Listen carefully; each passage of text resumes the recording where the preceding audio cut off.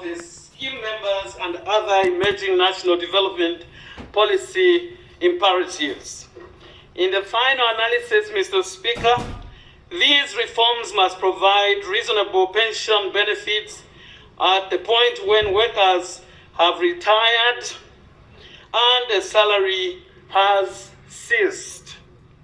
A reasonable pension benefit should provide a decent livelihood in retirement.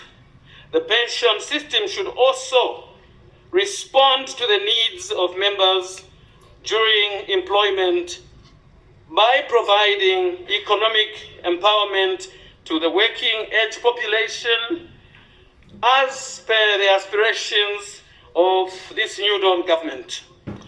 As you all may be aware, issues pertaining to pension reforms, especially the question of allowing partial withdrawal of pension contributions under NAPSA, has dominated the public discourse in the recent past. His Excellency the President of the Republic of Zambia, Mr. Hakainde Hichilema, re-emphasized the urgent need to finalize the reform process and deliver the people's expectations and aspirations, but in a responsible manner, taking every requisite step to deliver a quality and meaningful package.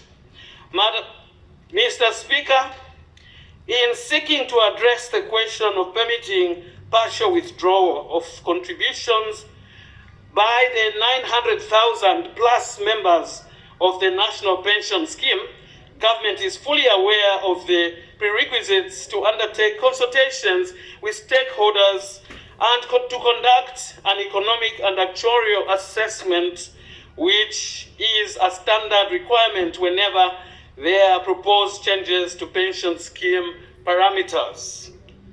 The actuarial assessment is paramount and cannot be overlooked because it provides the financial implications of any given reform option in the immediate, the short, and long term, therefore provides an empirical basis for decision making.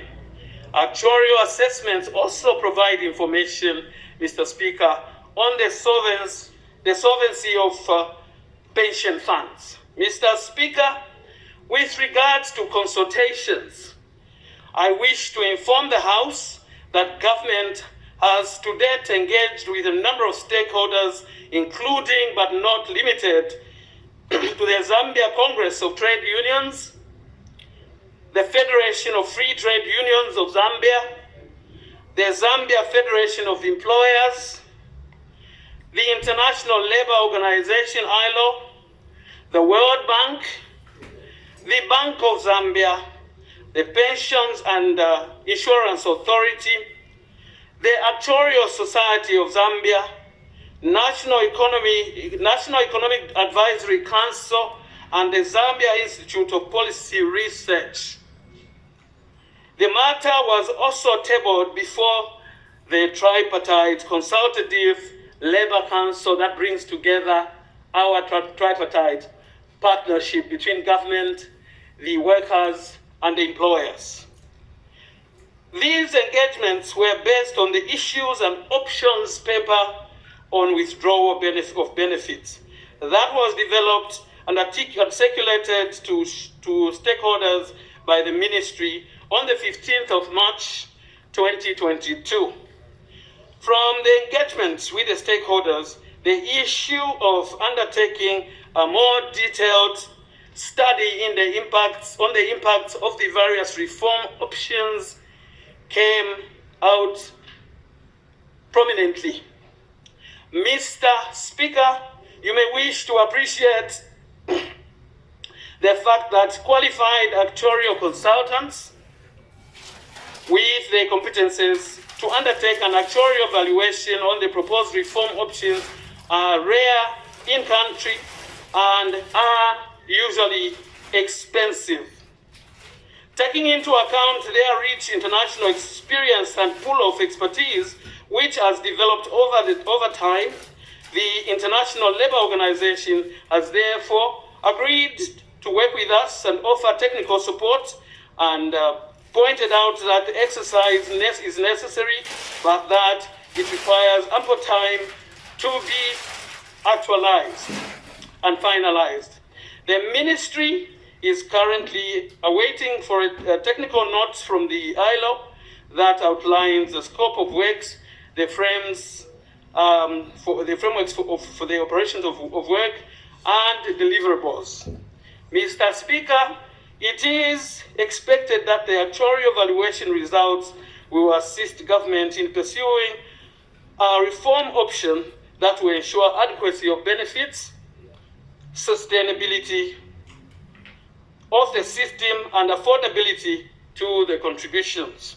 The assessment will also provide information for making decisions around appropriate retirement age, which has been in the public debate, which has been a concern for many of our people. Mr. Speaker, you will note that the Zambian pension system is anchored on a legal framework that includes the Constitution of the Republic of Zambia, the National Pension Scheme Act, the Workers' Compensation Act, the Pension Scheme Regulations Act, the Local Authorities Superannuation Fund Act, the Public Service Pension Fund, among others. Mr. Speaker, I wish to bring to your attention that the fact that the reform process on the various social security institutions is being coordinated across the government ministries under whose portfolio mandate they fall, such as the Ministry of Local Government and Rural Development, the Ministry of Finance, and National Planning. Mr. Speaker, in conclusion, I wish to report progress made to date in summary as follows. The issues and options paper was finalized in February 2022 and circulated to stakeholders in March. And two, the consultative process began with the tripartite consultative Labour Council meeting in April, followed by the stakeholder consultative meeting in May. In June, the International Labour Organization was engaged and requested to provide technical support through undertaking of the actuarial assessment. The actuarial valuation, which we are hopeful to be finalized by the International Labour Organization and other stakeholders that will come on the table by the end of the year, shall provide a clear policy direction. That will follow then after is the development of appropriate legislation to proceed through the established channels before presentation to this August House. Mr. Speaker, this House and the nation shall be updated on the progress to the end on a regular basis. I submit.